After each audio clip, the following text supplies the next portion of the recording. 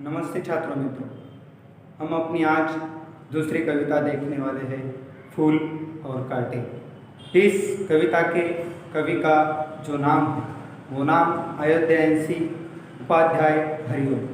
प्रस्तुत कविता में कवि ने फूल और कांटे दोनों का क्या महत्व है या दोनों का जो ढंग होता है वो ढंग इस कविता में बताने का प्रयास अयोध्यायंशी उपाध्याय इन्होंने किया है। तो आइए हम कविता की ओर चलें।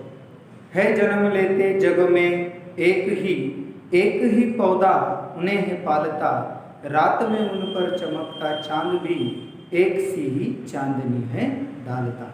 देखो, एक ही पौधा फूल को भी पालता है और कांटे को भी पालता है, लेकिन दोनों का ढंग जो है वो अलग अलग है। जैसे कि आप सभी ने कांटा तो देखा ही होगा और आप सभी ने फूल को भी देखा ही होगा। देखो, लेकिन दोनों के ढंग, दोनों का काम करने का ढंग भी अलग ही है।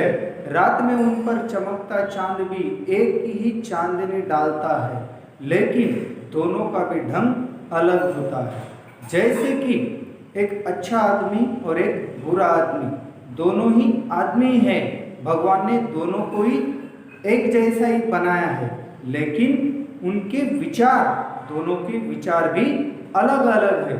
उसी प्रकार से इस पेड़ ने भी फूल को भी पाला है और कांटे को भी पाला है, लेकिन दोनों का ढंग अलग है।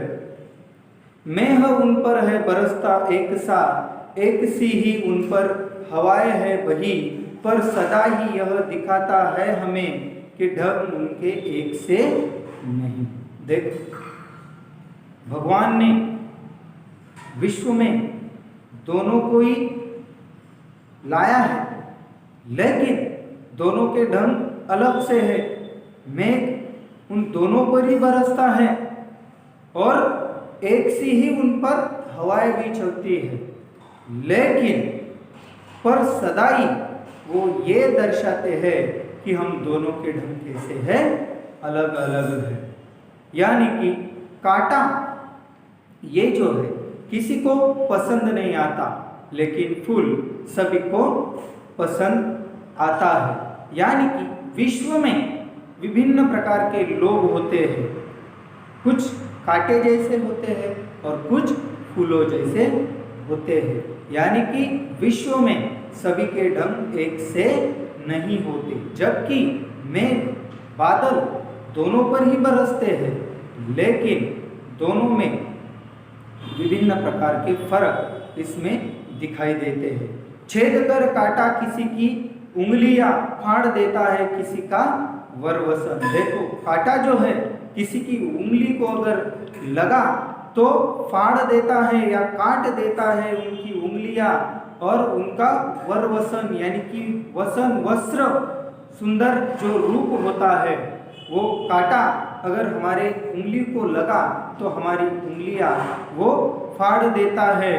प्यार डूबी तितलियों के पर कतर, भौर का ये वेद देता शामतन। देखो, और कांटे पर जब तितलियां बैठती है तो ये कांटा क्या करता है, उन तितलियों के परों को भी काट देता है। लेकिन वही बात अगर फूल के साथ देखी जाए तो फूल लेकर तितलियों को गोद में, भौर का अनूठा रस पिला, निज सुगंध निराले रंग से, है सदा कलीजी की खिला।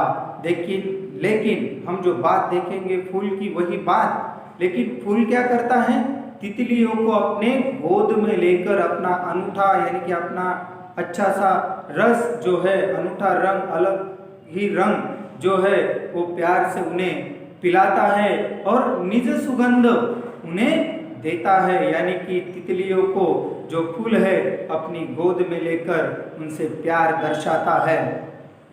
खटकता एक सबकी आंख में, दूसरा है सोता सुर शीश पर। देखो, दो है, फूल भी है और कांटा भी है, लेकिन हमारी आंखों में अक्सर कौन खटकता है, कांटा, जो कि चुभता है, लेकिन हमारी आंखों में फूल कभी नहीं चुभता, क्योंकि वो सुगंध देता है। पर तितलियों का नहीं काटता उन्हें अपना अनूठा रस। ये जो फूल है वो पिलाता है। किस तरह कुल की बड़ाई काम दे, जो जो में हो बड़प्पन की कसर। देखो, और दोनों ही एक ही कुल में जन्म लेते हैं, यानी कि एक ही पेड़ पर वो बढ़ते हैं, फलते हैं, लेकिन दोनों में बहुत बड़ा फर्क है। एक जो है, एक अपने सुगंध से, अपने अनूठे रंग से या रस से पहचाना जाता है, और एक जो है कांटा, वो जो है हर एक को तकलीफ देता है, उंगली फाड़ देता है, वर वसंत फाड़ देता है। और इसी प्रकार से फूल जो है, फूल ये सभी को ललचाता है, सभी को पसंद आता है, लेकिन कांटा किसी को पसंद नहीं आता। तो छात्रों, प्रस्तुत कविता आपको समझ में आई होगी। धन्यवाद।